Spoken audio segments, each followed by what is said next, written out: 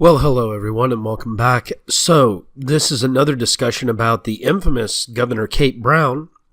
That's right, the governor of Oregon that's up for re-election.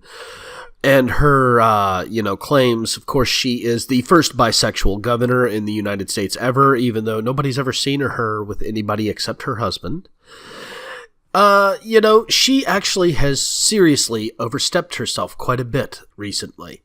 So let's get into the first topic here, which is that Governor Brown signs a tax bill to roll back the tax breaks.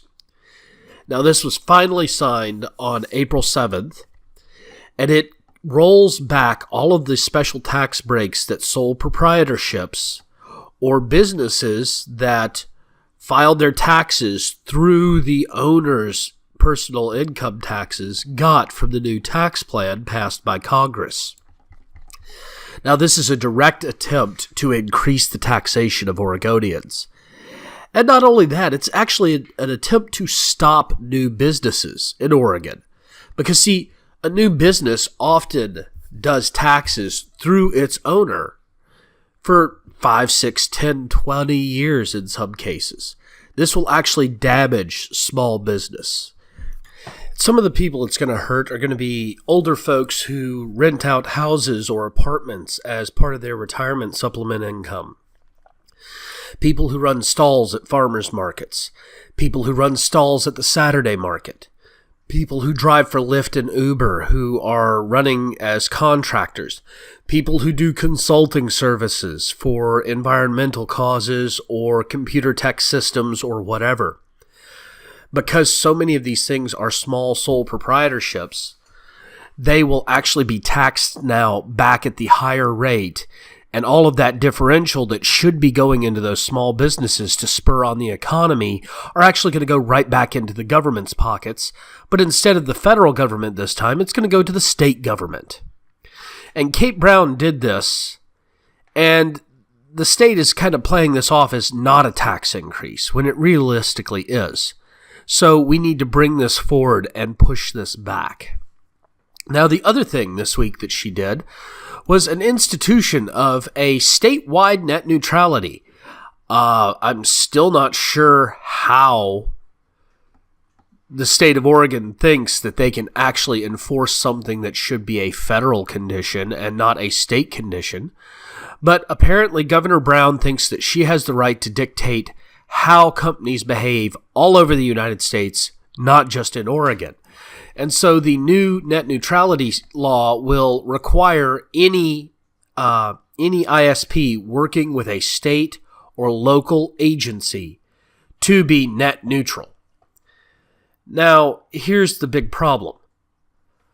First of all, net neutrality wasn't. Net neutrality was an attempt to use an archaic law to regulate the internet through the Obama administration.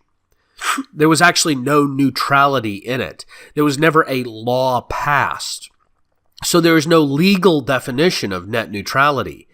Yet, for some reason, everybody seems to presume there is.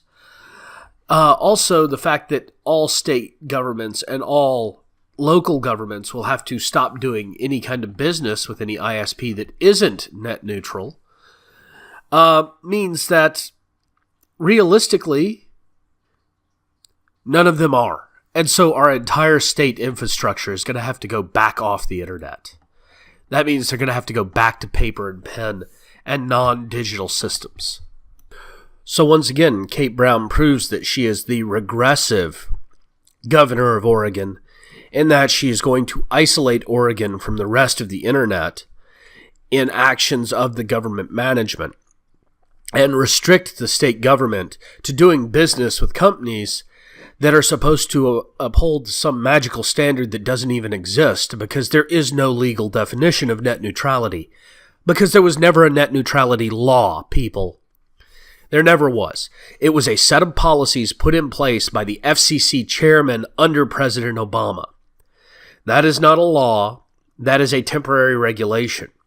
The fact that those regulations were rescinded did not destroy the internet, did not make the internet evil, did not kill business on the internet. In fact, it's actually increased business on the internet.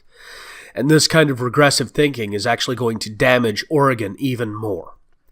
So it's time that we got rid of Kate Brown, and we need to get rid of her at the ballot box in November.